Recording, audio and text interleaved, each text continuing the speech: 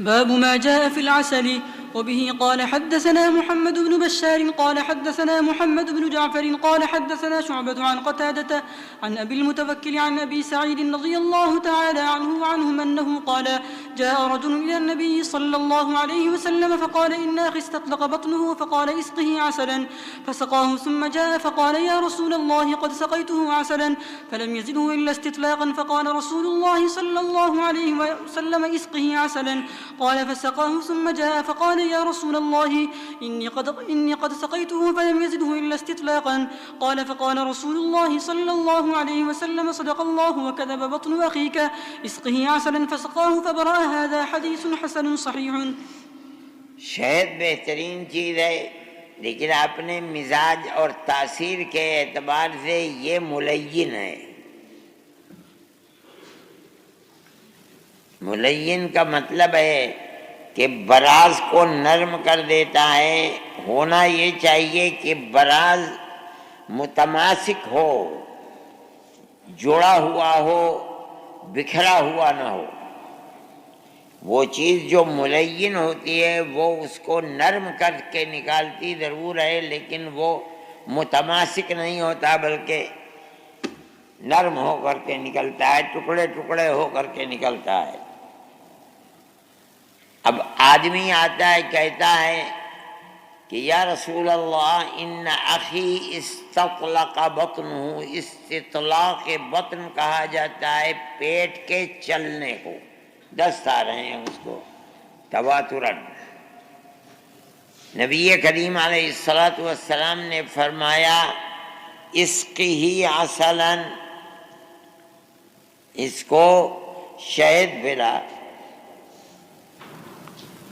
چنانچہ وہ گیا اور شہد پلایا. اب جو طریقہ علاج ہے میں نے پہلے بھی کہا تھا، جو مرض کا مزاج ہے دوا اس کے خلاف دی جائے گی. ایسی دوا دینی چاہیے تھی کہ جو قابض ہوتی تب فائدہ ہوتا. یہ تو خود ملین ہے اور وہ شکار ہے اسی کا، تو ظاہر ہے کہ دست تو زیادہ ہی ہوں گے، کم تو نہیں ہوں گے. آگے کہنے لگا یا رسول اللہ اس سے تو اور زیادہ فلم یزدہ الا استطلاقا، اور بھی زیادہ دست ہونے لگے. آپ نے پھر فرمایا اسقہ عسلا. پھر گیا فلم یزدہ الا استطلاقا. پھر فرمایا اسقہ عسلا. پھر آگے کہا کہ یا رسول اللہ اور زیادہ بڑھ گئے، بڑھ نہیں دے. آپ نے فرمایا صدق اللہ. اللہ نے جو قرآن میں فرمایا وہ تو سچ ہے. اس صدق کے مقابلے میں کذب ہے. تیرے بھائی کا پیٹ ہی کاذب ہے، ورنہ اللہ کے فرمانے کے اندر کچھ نہیں. اس نے تو فرمایا فیہ شفاء للناس. جا کر کے پھر عسل پلا. اور اس نے پھر پلائے. صحابہ کا نبی کریم علیہ الصلاۃ والسلام سے پر اعتماد ایسا تھا کہ آنکھوں سے دیکھ رہا ہے کہ دست بڑھتے چلے جا رہے. اللہ کا نبی فرما رہا ہے، اس لیے کوئی چیز رکاوٹ نہیں ہے، یہاں تک کہ اللہ نے شفا دے دی اس کو. اب طب کے اعتبار سے یہ چیز ناقابل قبول ہے لیکن اصول کے اعتبار سے صحیح ہے. طب عربی کے اندر طب یونانی جس کو کہا جاتا ہے، اس کے اندر طریقہ علاج اصل یہ ہے کہ جو مادہ سبب بن رہا ہے بیماری کا اس مادے کو ختم کیا جائے. ان کا طریقہ یہ تھا، اسی لیے شفا فوراً نہیں ہوتی تھی. آج کا یہ طریقہ نہیں ہے. آج تو یہ ہے کہ پیر میں درد ہے، درد ہو رہا ہے، دوا دے دو. ڈاکٹر صاحب نے دوا دے دی، 10 منٹ کے اندر اندر پیر کا درد ٹھیک ہو گیا، مگر اگلے دن سر میں درد ہونے لگا. اس نے پھر دوا دے دی، اگلے دن سر کی، تو تیسرے دن چھاتی میں درد ہونے لگا، اس لیے کہ وہ اصل سبب جو جس سے درد پیدا ہو رہا ہے اسے ختم نہیں کیا گیا۔ طب عربی جو قدیم تھی اس کے اندر حکیم نبض دیکھ کر کے یہ معلوم کرنے کی کوشش کیا کرتا تھا کہ اصل علت اس مرض کی کیا ہے، پھر اس علت کو دور کرنے کے لیے دوا دیتا تھا۔ اس میں دیر ضرور لگتی تھی، لیکن جب وہ علت ختم ہو جاتی تھی تو ظاہر ہے کہ جو اس کے نتائج ہیں وہ خود بخود ختم ہو جائیں گے۔ یہ اسی قبیل سے ہے کہ نبی کریم علیہ الصلاۃ والسلام اس علت کو جو علت اس حال کا سبب ہے اس کو ختم فرما رہے ہیں۔ اس کے ختم ہونے میں دیر لگی، استطلاق بطن اپنی جگہ پر رہا، جب وہ علت ختم ہو گئی تو استطلاق بطن بھی ختم ہو گیا۔ اس کو اس طرح تعبیر کیا جائے گا۔ جی باب وبه قال حدثنا محمد بن المثنى قال حدثنا محمد بن جعفر قال حدثنا شعبة عن يزيد بن خالد قال سمعت المنهال بن عمرو يحدث عن سعيد بن جبير عن ابن عباس رضي الله تعالى عنهما وعنهم عن النبي صلى الله عليه وسلم أنه قال ما من عبد مسلم يعود مريضا لم يحضر أجله فيقول 7 مرات أسأل الله العظيم رب العرش العظيم أن يشفيك إلا عوفية هذا حديث حسن غريب لا نعرفه إلا من حديث المنهال بن عمرو۔ آپ نے ارشاد فرمایا نہیں ہے کوئی مسلمان جو کسی مریض کی عیادت کرے گا، عیادت کرنے والا مسلمان، اور جس کی عیادت میں جا رہا ہے اس کے لیے قید مسلمان کی نہیں لگائی، اور یہ کلمات کہے گا 7 مرات، 7 مرتبہ، اسأل اللہ العظیم رب العرش العظیم ان یشفیک، میں مالک عرش سے یہ تیرے لیے دعا کرتا ہوں، بھیک مانگتا ہوں کہ وہ تجھے شفا دے دے۔ اگر مانگے گا تو اس کو شفا ہو جائے گی۔ بہت لوگ ہیں جو بیمار کے لیے یہ دعا کرتے ہیں، شفا نہیں ہوتی ہے۔ ایک تو یہ ہے کہ اللہ نے جو فیصلہ فرما دیا ہے یہ مطلب نہیں کہ ہر حال میں شفا ہو جائے۔ اگر فیصلہ خداوندی موت کا نہیں ہوا ہے تو اللہ شفا دے دے گا، یہ بات ہوگی۔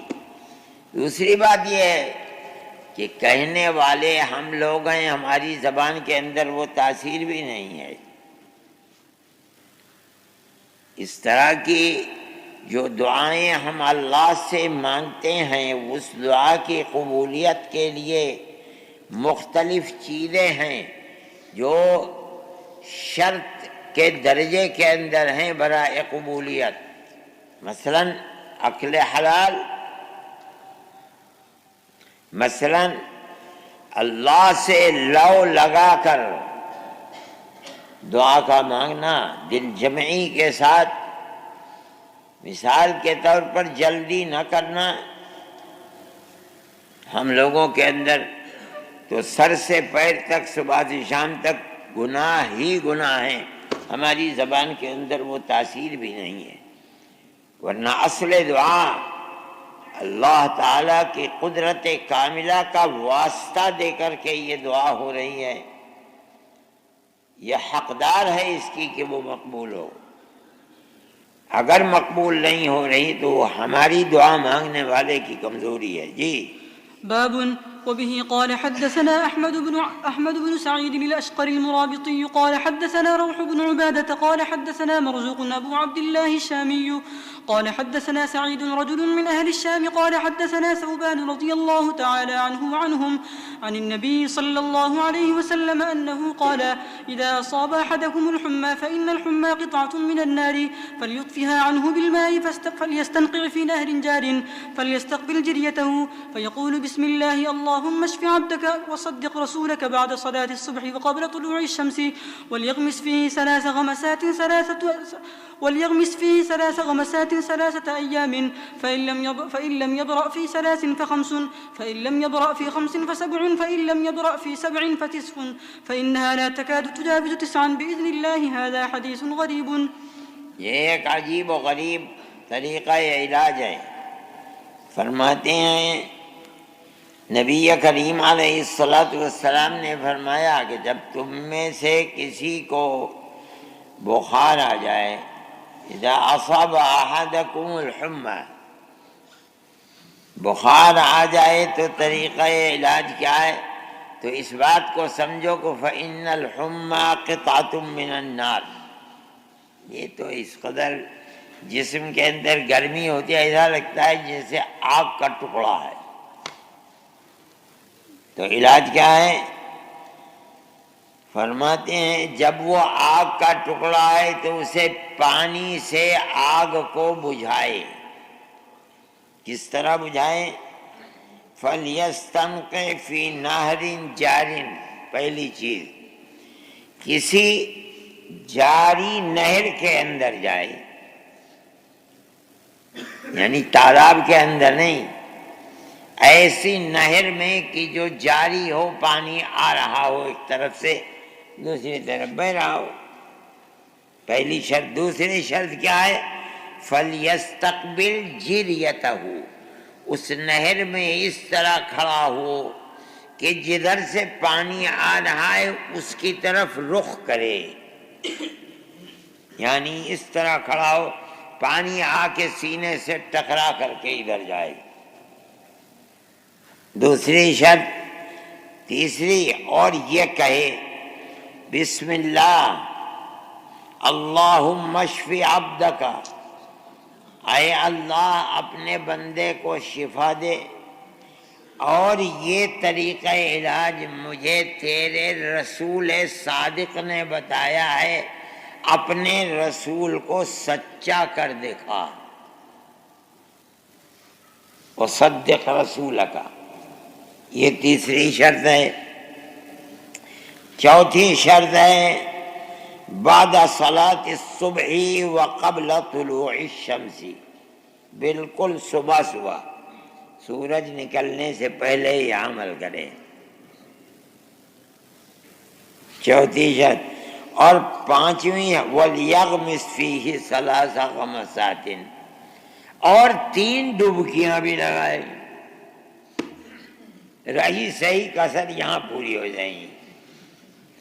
اور یہ عمل یا تو 3 دن تک ہوگا، اگر ٹھیک نہ ہوا تو 5 دن تک ہوگا، اگر ٹھیک نہ ہوا تو 7 دن ہوگا، اگر 7 میں نہ ہو تو 9 دن. 9 دن سے آگے نہیں بڑھے گا انشاءاللہ. مطلب یہ ٹھیک ہو جائے، یہ نہیں کہ ختم ہی ہو جائے گا 9 دن میں، آگے نہیں بڑھے گا، شفا یاب ہو جائے گا. یہ طریقہ علاج عجیب و غریب ہے. میں نے اسی لیے کہا تھا بالکل ابتدا میں کہ 2 نظریے ہیں. بعد یہ حضرات فرماتے ہیں کہ یہ بڑی بوڑھیوں کا علاج ہے جو آپ نے سنا ہے اور اسی کو آپ بتاتے ہیں. میں نے کہا تھا بعد طرق علاج ایسے بھی ہیں کہ جو نہیں لگتا کہ وہ یہ تو آپ کا اپنا صدق رسول کا یہ بتا رہا ہے، یہ سنا ہوا نہیں ہے بلکہ آپ اپنا علاج بتا رہے ہیں. لیکن صورت یہی ہے کہ ہر بخار کے لیے نہیں ہے، بلکہ وہی بخار جس کے لیے پانی ضروری ہے اور اس کا علاج ٹھنڈے پانی سے کیا جاتا ہے، یعنی لو زدہ کے لیے، جس کو لو لگ گئی ہے اس کے لیے یہ طریقہ علاج انشاءاللہ مفید ہو سکتا ہے. میں نے سبق میں مولانا ابراہیم صاحب سے سنا تھا کہ حضرت شیخ الہند رحمۃ اللہ علیہ کو بخار ہوتا تھا تو اس زمانے میں نل کہاں تھے، گنے چنے کنویں تھے. ایک دارالعلوم کے اندر جہاں اب دارالفتاح ہے، اوپر اس کے نیچے ایک کنواں بنا ہوا تھا. ایک کنواں مولسری کا تھا، ایک کنواں شاہ ولایت کے اندر جو مسجد بنی ہوئی ہے اس کے پاس تھا کنواں، اب یہ تو سب کنویں تو ختم ہو گئے، ایک کنواں یہی مولسری کا باقی ہے، اور بھی کہیں کہیں کنویں تھے۔ آ کے من پر بیٹھ جاتے تھے اور اپنے شاگردوں سے کہتے میرے اوپر پانی ڈالو۔ فرماتے ہم لوگ تازہ تازہ پانی ڈول سے نکال کر کے ڈالا، ہر بخار کے لیے نہیں، وہی بخار جو گرمی شدت تمازت کی بنیاد کے اوپر بخار آ جاتا ہے، لو لگ جاتی ہے، اس کے لیے، یہ بھی اسی کے لیے۔ چلیے باب التداوي بالرماد.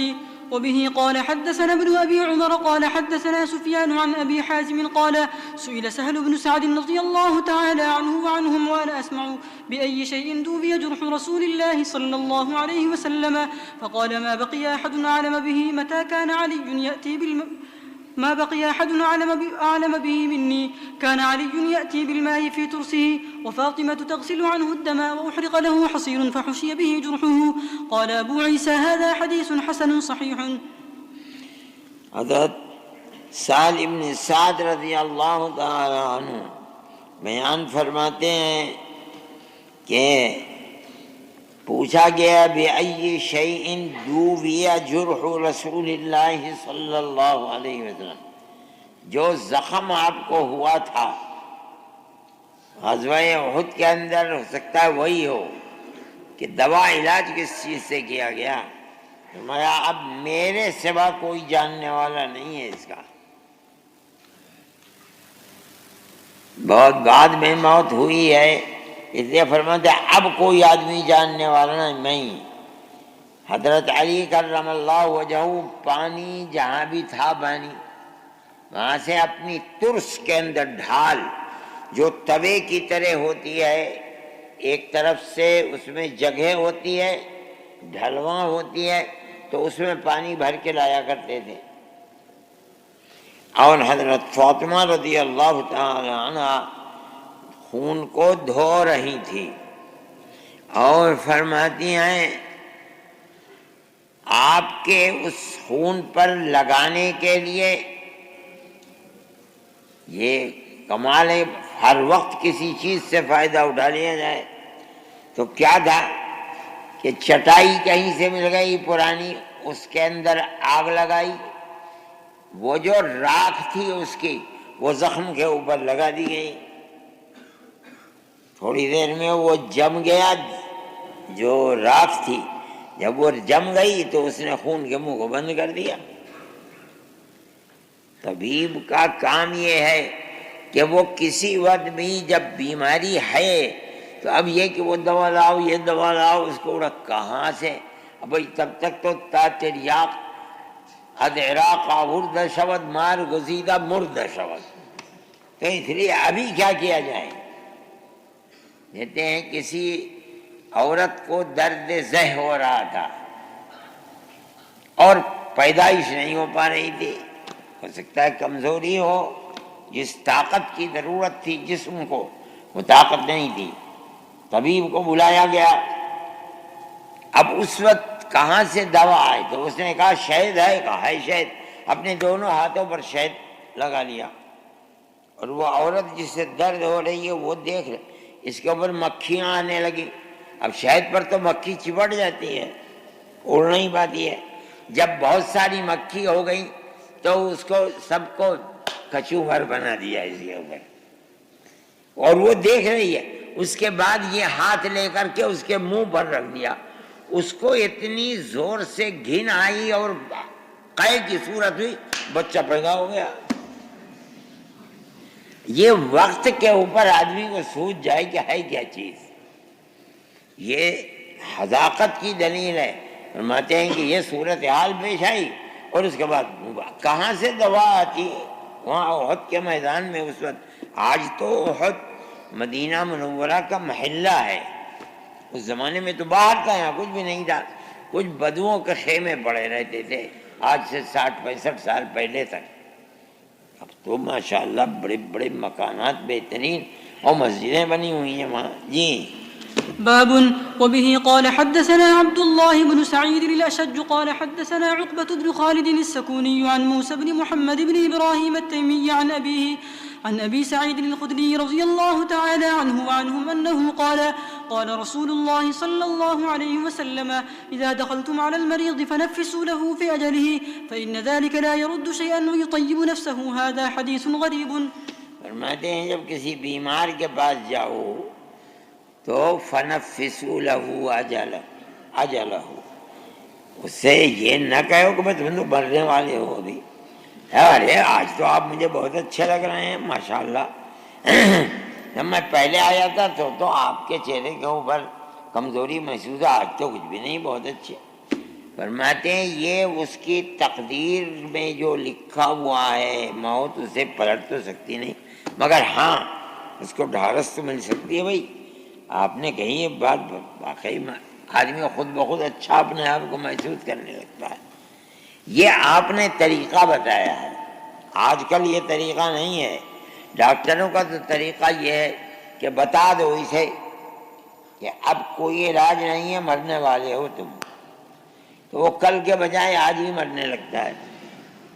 مجھے ایک بیماری ہو گئی تھی بہت شدید، لوگ اس میں بچتے نہیں ہیں، میں بچ گیا ہوں، اللہ نے مجھے بچاؤ. 40 سال پہلے میں گیا انگلینڈ میں علاج کے لیے، مانچسٹر میں بیٹھا ہوا تھا، ڈاکٹر آیا، دیکھتا رہا بیماروں کو. دیکھنے کے بعد میرے برابری میں ایک عورت لڑکی جوان بیٹھی ہوئی تھی، اس کے کان میں اس نے اچھا اور وہ لڑکی پھوٹ پھوٹ کر کے رونے لگی. جوان لڑکی تھی، کینسر کا ہسپتال تھا وہ. اس نے آ کر کے اس سے کہہ دیا کہ تمہاری رپورٹ آ گئی ہے اور تم کو کینسر ہے اور تم بچو گی نہیں. وہ بیچاری رونے لگی. مجھے بڑی حیرت ہوئی. میں نے جو میرے ساتھی تھے میں نے ان سے کہا یہ کیا تھا؟ کہا یہ یہاں عام رواج ہے کہ اسے بتا دو تاکہ مرنے سے پہلے اپنی جائیداد اور وراثت کا جو کچھ ہے اسے تقسیم کر کے خالی ہو جائے، موت کے بعد کوئی مسئلہ نہ ہو. میں نے سوچا کہ یہ خدا کی کتنی بڑی نعمت ہے اسلام میں کہ آدمی کو اس کی فکر نہیں کہ میرے بعد کیا ہوگا. خود سے شرعی ہے، دارالعلوم کے مفتیوں کے پاس جا کر کے فتویٰ پوچھ لو، وہ بتا دیں گے. مال کو تقسیم کر لو جس طریقے کے اوپر بھی ہے، کوئی جھگڑے کی بات ہی نہیں ہے. اور وہاں ایسی صورت ہے کہ ہر آدمی کو بتا دیتے ہیں، اس کی قوت مدافعت نربس ہو جاتی ہے، ختم ہو جاتا ہے. آپ فرماتے ہیں لا يرد شيئا ان ذلك، تمہارا اس کو یہ کہنا کہ تم بہت اچھے ہو تقدیر کو پلٹ نہیں سکتی ہے، لیکن یطیب نفسہ، خود اس کے اپنے حال کو تو درست کر دیتی ہے. اس کو کچھ امید تو ہونے لگتی ہے اپنے سلسلے کے اندر، ہوگا وہ جو خدا کا فیصلہ ہے. باقی مر گیا تو کیا ہوگا، وہ فیصلہ اپنی جگہ پر متعین ہے. اگر وہ رسا کے دل کے اندر خوف خدا ہے اور تیری تربیت صحیح ہے کہ ایک ایک کوڑی کا حساب ہو جائے گا قیامت کے دن اپنے ساتھ لے کے، نہ میں جا رہا ہوں نہ تم لے کے جاؤ گے، تو ان کے دل میں خوف ہوگا، وہ اس سے شریعت کے مطابق تقسیم کر لیں گے.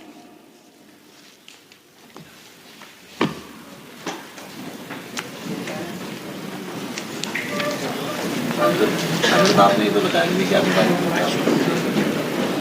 تمہیں بتا دوں میں کیا کرے گا تو، میں تجھے بیماری بتا دوں اپنی، تجھے پتہ بھی نہیں، تم نے کبھی سنا بھی نہیں ہوگا. مجھے ہوچکن لوموفوما ہو گئے تھے، سنا کبھی نام؟ پھر کیا بتا دوں تجھے، بلڈ کینسر جس کو کہتے ہیں. کیا ولایت کی حقیقت کیا ہے مجھے کیا معلوم حقیقت کیا ہے. میں نے کب کہا کہ میں حقیقت جانتا ہوں. ان کے بھائی کا رات ایکسیڈنٹ ہو گیا، طبیعت بہت نازک ہے، وینٹیلیٹر. بھائی اللہ شفا عطا فرمائے، دعا کرو. اس کے بھائی کا ایکسیڈنٹ ہو گیا ہے، اللہ فضل فرمائے، شفا عطا فرمائے، خیرات و برکات سے نوازے اور اپنے فضل و کرم سے نوازے، اور سب پر اللہ تعالی رحم فرمائے. صلی اللہ تعالی